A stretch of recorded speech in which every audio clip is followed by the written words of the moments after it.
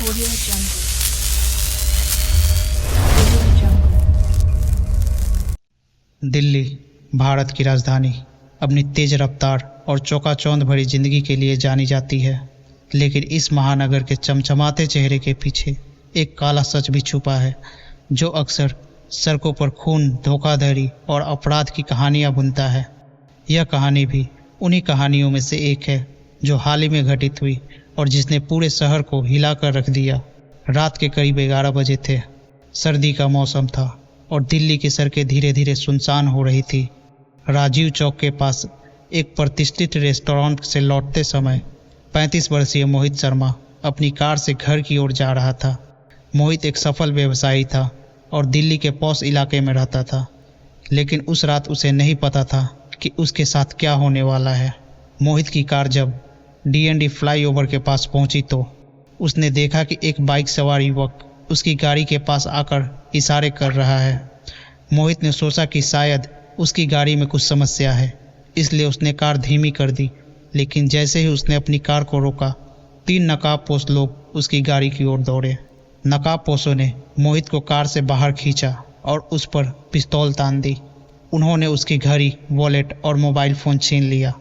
मोहित समझ गया था कि वह लूट का शिकार हो रहा है, लेकिन उसने खुद को शांत रखने की कोशिश की। उसने लुटेरों से कहा वह उसे सब कुछ दे देगा, बस उसे जाने दे। लेकिन नकाबपोश केवल लूटने के इरादे से नहीं आए थे। अचानक एक नकाबपोश ने मोहित पर हमला कर दिया।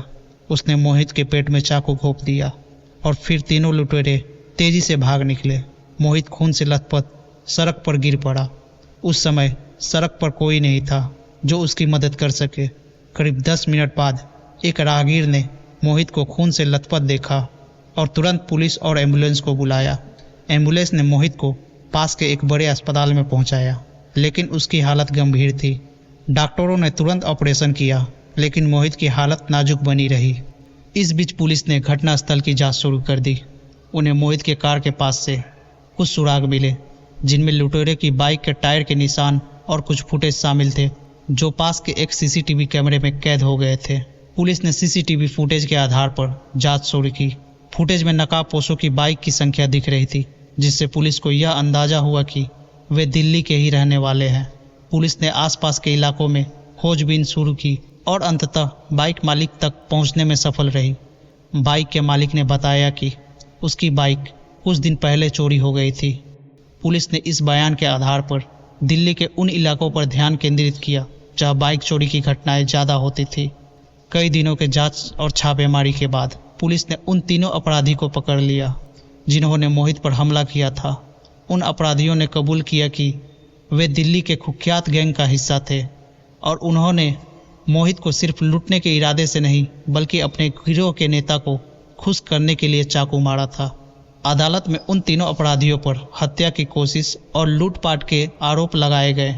उनके खिलाफ सभी सबूत पेश किए गए और अंततः उन्हें सख्त सज़ा सुनाई गई। मोहित की जान तो बच गई, लेकिन इस घटना ने उसके जीवन पर गहरा असर छोड़ा। उसने महसूस किया कि दिल्ली की चमक दमक के पीछे कितना खतरनाक अंधेरा छुपा हुआ है। वह अपनी सुरक्षा के प्रति अधिक सतर्क हो गया और इस घटना के बाद उसने अपने जीवन को एक नए नज़रिए से देखना शुरू किया। यह कहानी सिर्फ एक लूटपाट की घटना नहीं है, बल्कि यह दिल्ली जैसे बड़े शहरों में बढ़ते अपराध की एक झलक है। यह घटना बताती है कि कैसे सतर्कता और सावधानी बरतकर हम खुद को ऐसे खतरों से बचा सकते हैं। पुलिस की त्वरित कार्रवाई और लोगों की जागरूकता ने इस मामले में न्याय दिलाने की अहम भूमिका निभाई। लेकिन यह भी एक सच्चाई है कि ऐसे अपराध कहीं न कहीं हमारी समाज की विकृतियों को उजागर करते हैं। धन्यवाद।